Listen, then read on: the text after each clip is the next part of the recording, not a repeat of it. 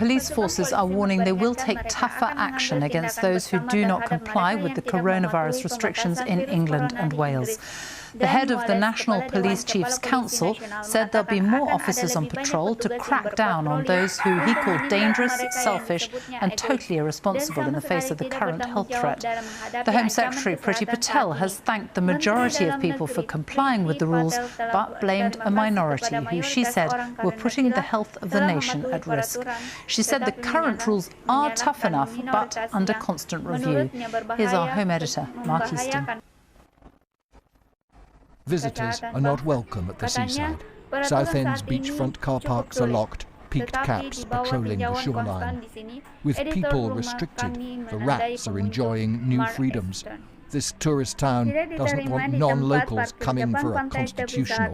They shouldn't be coming, they shouldn't be travelling. They should define what local is for doing exercise.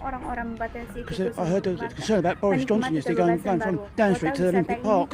What really irritates me is I hear minister after minister say don't go out.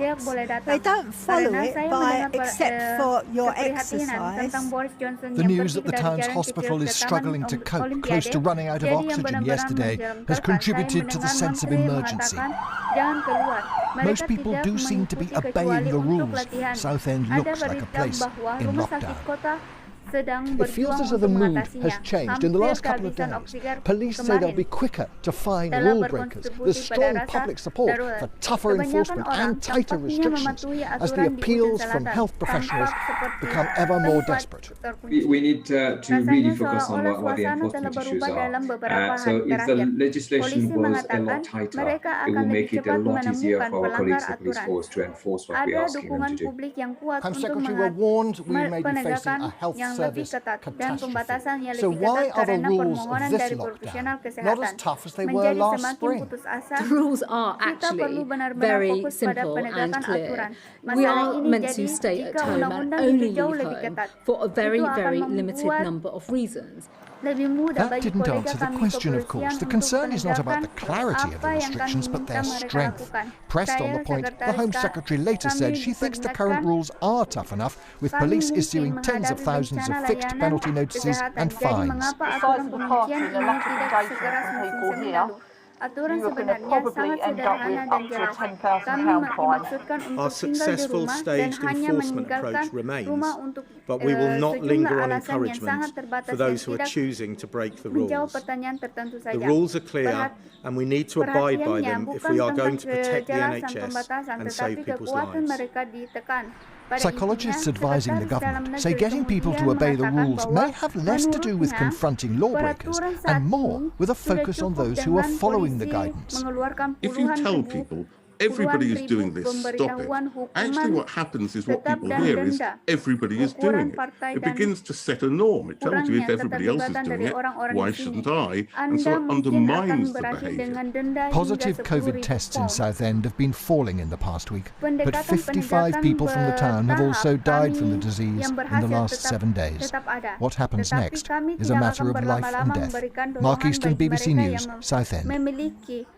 Our Deputy Political Editor, Vicky Young, is in Westminster. So the Home Secretary says the rules are tough enough, but constantly under review. Yeah, and I think the message from the government is shifting this week, and there are various elements to it. The first is trying to get across to people the perilous state we're in, particularly, of course, the rising number of deaths and the pressure on the NHS. Then they're talking about those breaking the rules, and that suggestion there that the police will move more quickly from just warning people to actually fining people, really trying to shame people into doing the right thing.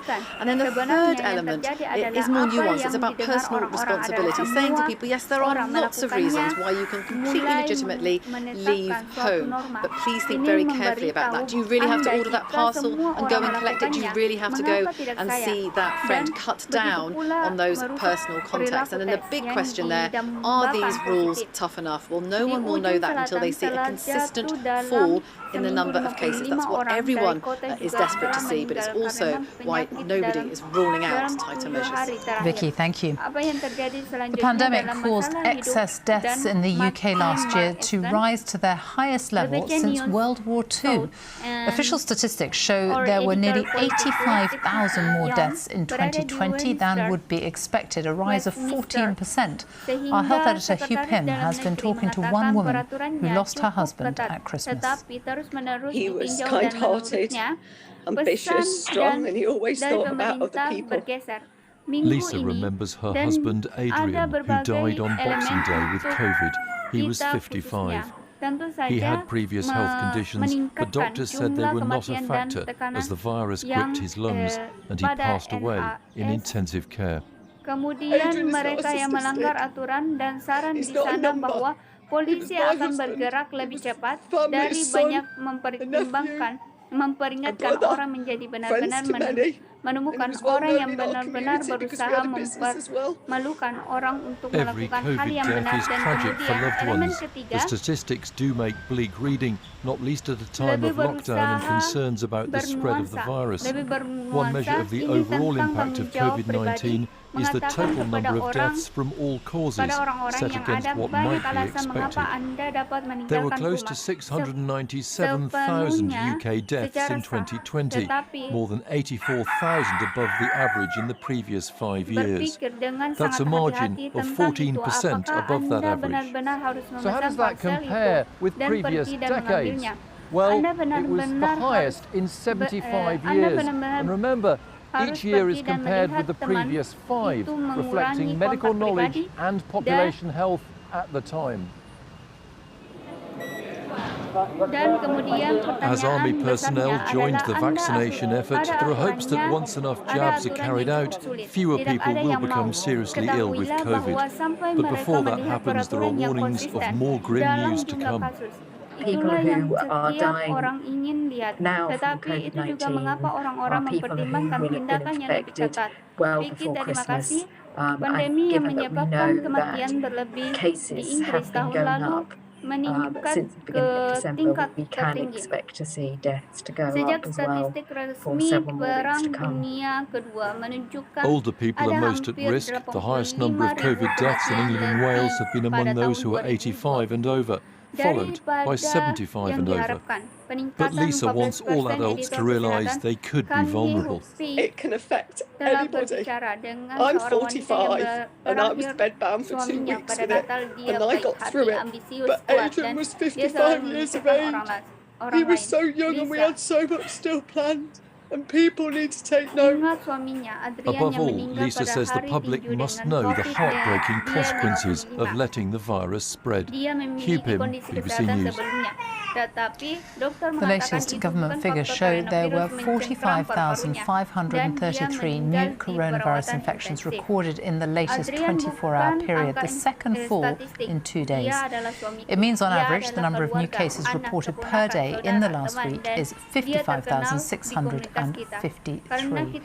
Across the UK, an average of 32,520 people were in hospital with coronavirus over the 7 days to Sunday.